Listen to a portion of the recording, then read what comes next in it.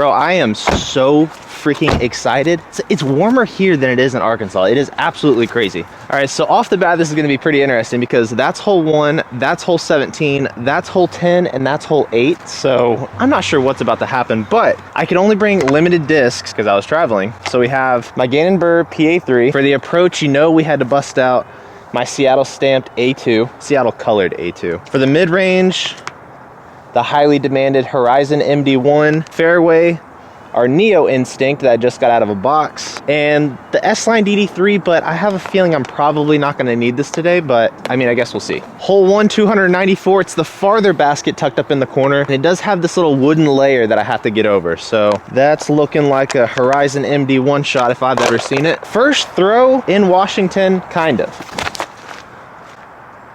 Ooh, little deep. Little short too, but I think I made it through that little woods. I said kind of because I actually shot a video out in Olympia, but the entire video, my mic was dead. So I'm not sure what I'm gonna do with it yet, but we'll figure it out. 2 off the top going PA3. That looks like a better shot. Oh, I hit the wood. Oh, damn it. Looks like we will be taking the first one today. It's probably just outside the circle, 35 feet. First circle 2-putt of the day. That's a good sign. If you watch this channel religiously, you'll know that I absolutely suck at circle 2 putts, but not today, baby. I will get a U-disc rating at the end of this round, and I'm also gonna rate the course out of 10 on what I think about it, so stay tuned. That dead tree, the basket's off to the left, 216 feet, so I'm gonna have to throw my A2 kind of high and flat and then have it crash down over those trees. It seems pretty heavily protected. I hit something. I made it over the initial gap of trees though, so we should be good. We're looking at a 32 footer because I can see the whiskers right here. Can the deep putt still last me? Oh my gosh. This is going so much better than my deaf course in Olympia, that's for sure. Oh shoot, do we go up here? We do. For the amount of like space that they have, they're really using it. Here's the basket. Up through the trees, up the stairs, and on to hole 3, downhill, 246 feet. This little pole is not really in the way, but it definitely feels like it's in the way. Try to tee off a little farther back. Just gotta miss some poles. Barely missed that pole. Hit something. No! I meant like hit something and sit, not kick me off to the left. Thankfully, I have a little bitty window. The closest putt I've had all day today, actually. Buckets.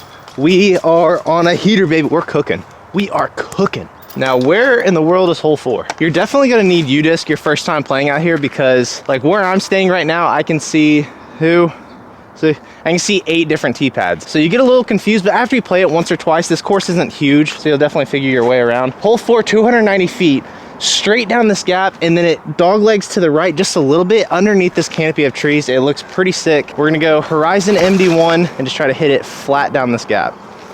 That is almost perfect. Oh, that was almost perfect. It just needed to turn a little bit more. My old Mako 3 would have done that. Here's the canopy of trees that I was talking about. I just smacked this one. If it was a little bit more to the right, I would have scooted up there.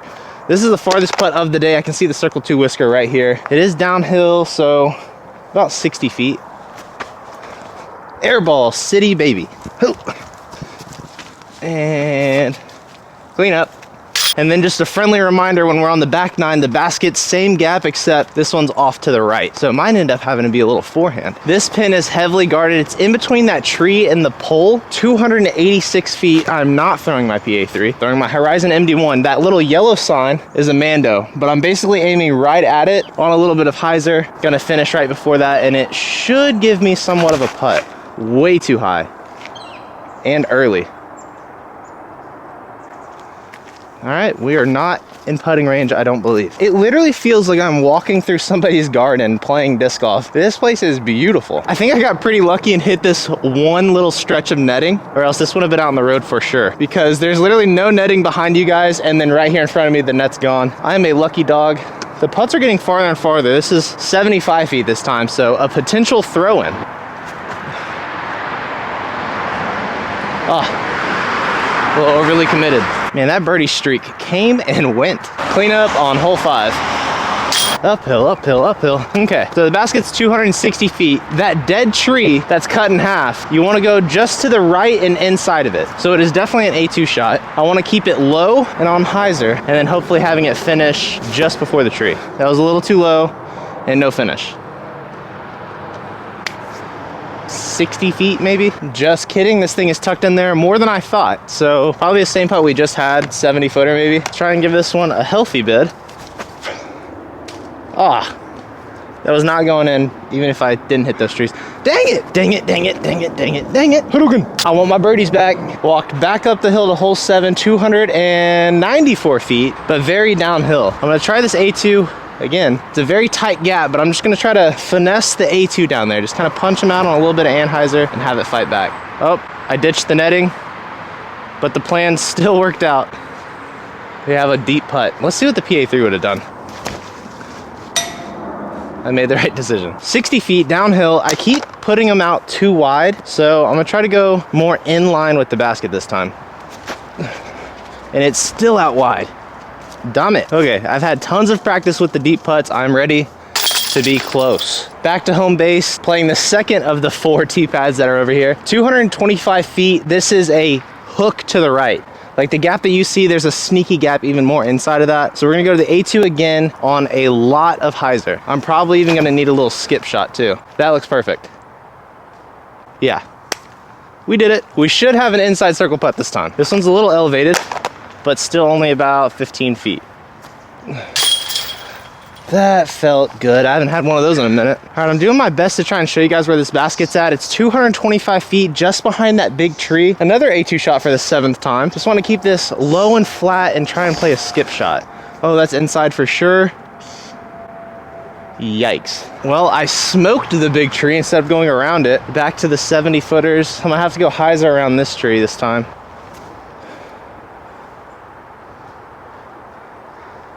Embarrassing. On the back nine snack time, 294 feet, going back to hole 1's basket. It's looking like a nice turnover shot with the MD1. I'm just gonna hang it out over this left basket, have it work to the right.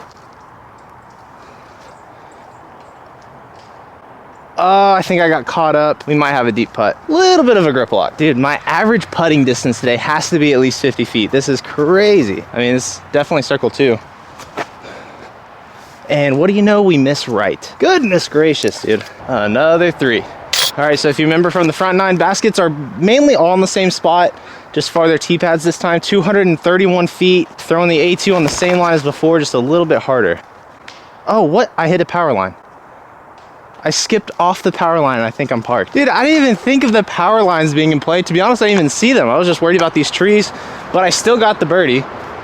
So shout out to the power lines. And now we are on to hole 12, I think. 260 feet this time. It's pretty evidently clear that I only needed 3 discs. I'm hoping to make it out to SeaTac tomorrow before my flight, so we'll see. I know I'll be needing some distance drivers out there. Just a little PA3 shot. Please don't smack the pole.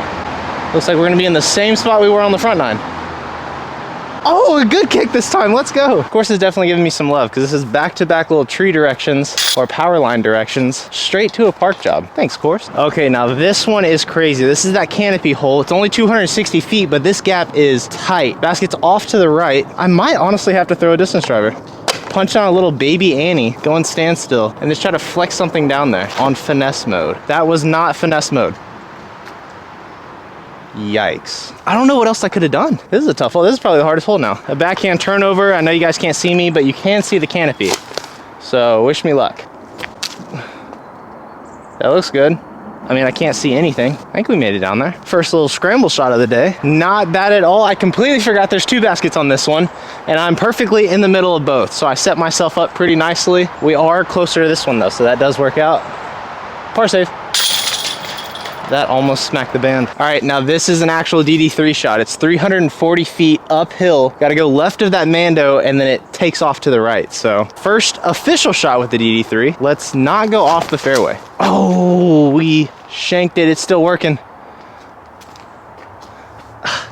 I need something flippy. Backhand flippy would have really been the play, but I don't have anything for that. I only have 5 discs. We've got eyes on the target, and no, it's not that basket you see. It's the one that's hiding off there in the distance. If you can get a 2 on this hole, you are absolutely crazy. I think we're gonna go A2 and just basically try to throw it into the shorter basket and then miss it and hopefully have a park job. I think it worked out. This hole is easily a par 7.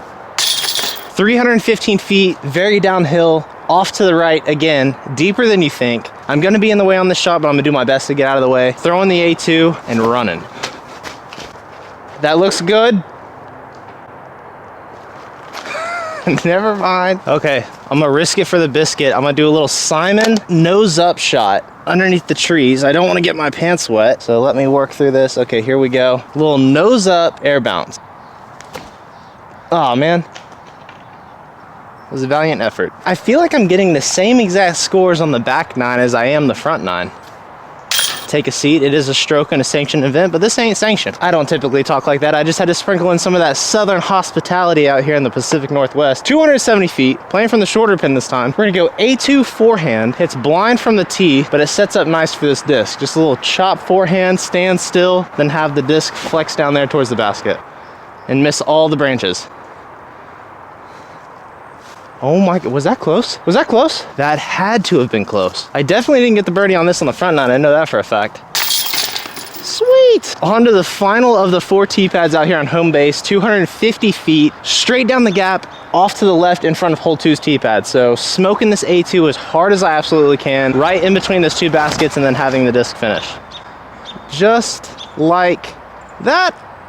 Oh, I just made it over those wood logs. Just made over those woods. Here's hole 2's tee pad, and then you can see where the basket's at, so could be a little dangerous, but like I said, they have nets around, so you'd have to have a pretty unlucky day to get spike hyzered in the back of the head. Dude, this tree is right in the way. Oh, there's no way. I can't choke this one. Oh my gosh, what are we gonna do? All right, I've got to straddle over this dead branch, and that gives me this look. That was the hardest 15-footer I've ever had. On to hole 18, 295 feet. I smacked that fat tree. I need to miss it and go right at where that guy's walking, actually. I didn't even know there's anybody out here. Here we go. Horizon MD1. Gotta keep it low. That's not really low, but I mean, I missed the fat tree this time. So I got the perfect distance straight through that gap, but I needed it to kind of hook and skip uphill. So in hindsight, MD1 was not the play. Circle 2 to go 9 down.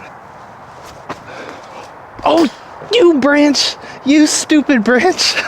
Oh my gosh. I don't know, maybe the branch helped me. I would have gone over the top. We didn't hit 9 down. We did hit 8 down though, so that's kind of decent. It's not bad for your first time out here. Our U-disc rating is, drum roll please, 258. That's not bad at all, I don't think. So as far as how I'd rate the course out of 10, this course is 15 minutes from the dead center of Seattle. That's where I'm staying right now, give or take traffic. I left at 7:30 in the morning. But I think it's a fun technical course. There's no gimmicky holes. It's beautiful. Like I said, it feels like you're walking through somebody's garden. There's a guy walking his dog behind us right now. It's obviously just like a putter mid-range type of course, but I'd give it a solid 7.2. Now, granted, I haven't played a lot of courses out here in Seattle, so my rating is probably not the best, but just from what I've played and other short style courses, this was a lot of fun. Hopefully I can make it out to SeaTac tomorrow. I'll see y'all tomorrow. Peace.